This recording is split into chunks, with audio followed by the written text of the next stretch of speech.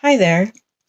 I thought I would do a video about what it's like having a kidney transplant now that it's my 10-year anniversary. Pardon the graphics, I'm not really feeling photogenic at the moment. If I could reverse the image, I would do so. I just don't know how. So anyways, I'm a lupus patient. I'm 51 years old. I've had diagnosis with lupus since about the year 2000. It was Y2K. Everyone was worried about the computers crashing and society falling apart, but the only thing that fell apart was my life.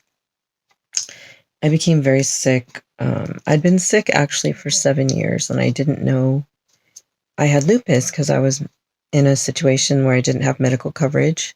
I had small children I had to stay home to take care of. I couldn't work or get medical coverage for myself. And at the time, it was very hard to get medical coverage. So I didn't have any. And I just know I was tired and my joints would swell, and I just had all these strange symptoms. And I kept telling my husband, I feel like something's wrong with me.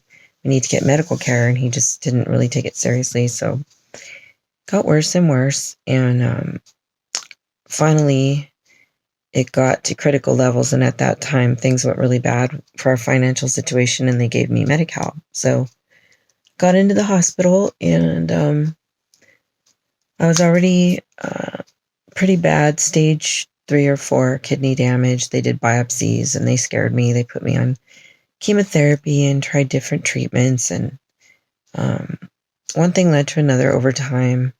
It just didn't work out, and I lost my kidney function. I was on dialysis after that for 7.5 years. And being on dialysis is hard. You're tired all the time. You don't feel well. You have to be on a really strict diet. You have to take a lot of medications. You have to sit in treatments for 4 hours 3 times a week.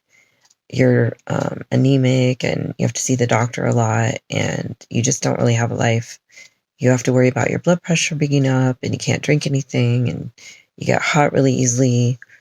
Just a lot of side effects to that. It's very dangerous. I had heart and lung failure. I had to have surgery, emergency surgery. I had almost died from the swine flu when I was on dialysis. Had a lot of crazy stuff happen. So after 7.5 years, I got a call, one of many, but this time the kidney was actually mine. And that's another story for another time. That was quite miraculous, but I got the kidney of a girl who had cystic fibrosis. She was 19 years old. Her name was Elizabeth, and she passed away in a hospital nearby.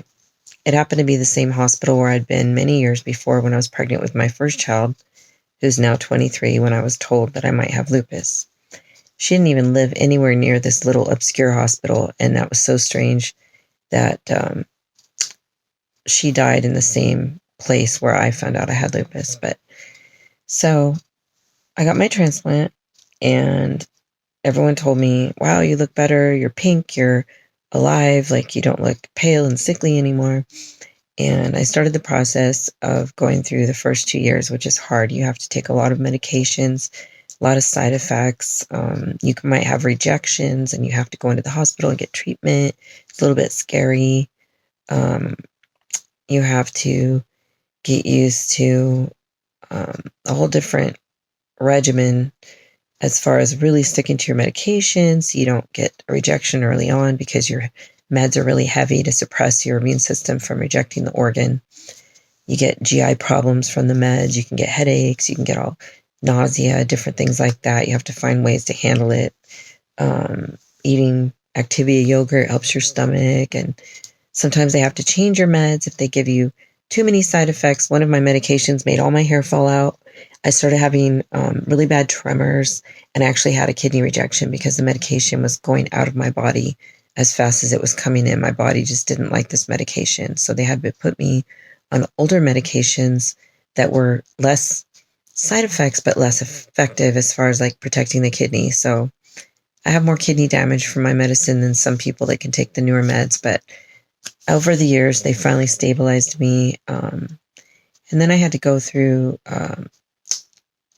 the early menopause, which started with my kidney failure, got worse when I got my transplant.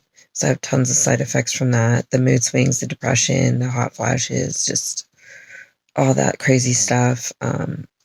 Still have sleep apnea that I deal with really bad. I don't know what happened to me. I had a stroke when I was on dialysis. My blood pressure got so high that my whole brain was bleeding.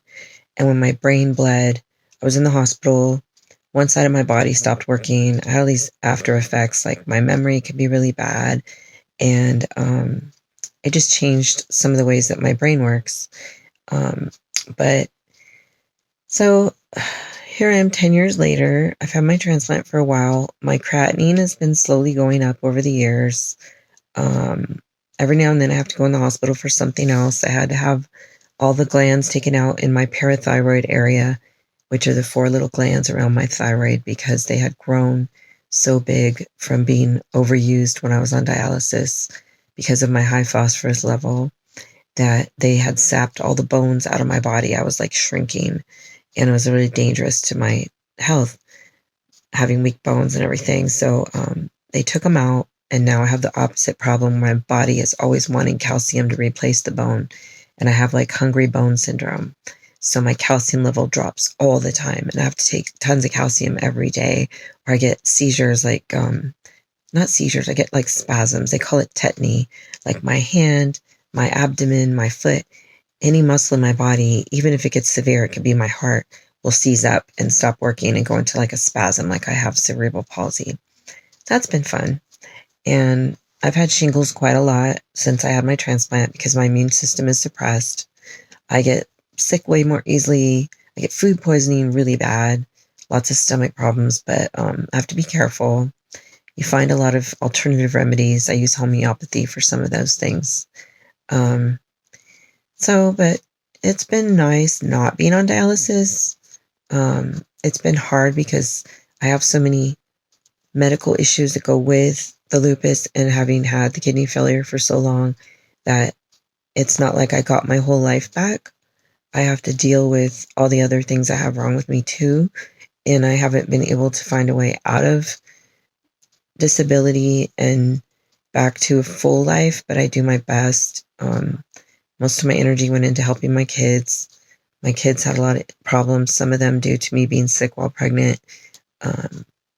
And so I'm at the point where I'm wondering how long the kidney's going to last, but I just am thankful for each day I have the kidney. And I know a lot of people's kidneys last a really long time. Some people, they don't last very long. I just have to be really careful not to miss my medication. Can't say it never happens. It's kind of scary when it does happen, but I try to get back on track as soon as I can. When you take so many pills in a day, they all start to blend into one, and you try different methods of remembering. It'd be nice to have my personal nurse to just come in and be like, here's your medication. Okay, thank you. I also have severe dietary issues, so it's hard for me to get enough to eat. I still struggle with my blood count always being low.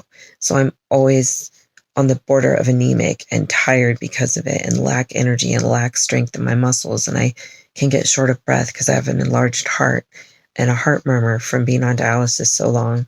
So I have to exercise because of the lupus causes my joints to dislocate, but then I don't have the energy to exercise. So it's like, what do you do today? Are you going to have a good day? Or are you going to have a day where you just lay in bed all day because you're feeling sick or something's hit you, whether it's a GI problem, a cold, a case of the shingles, some other medical problem?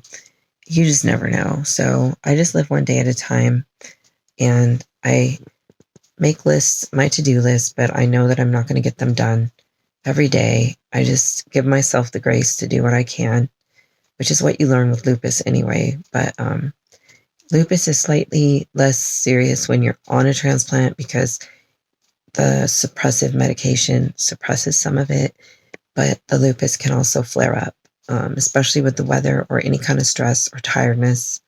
I get insomnia a lot. I don't know if that's because of the medication. It started with the transplant, and a lot of other issues.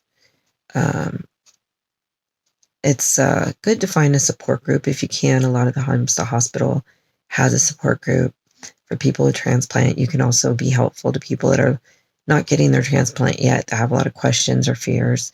you can help them to feel stronger and more informed. So if anyone has any questions, please feel free to ask, because I didn't cover everything. I'm sure there's information I could be helpful with.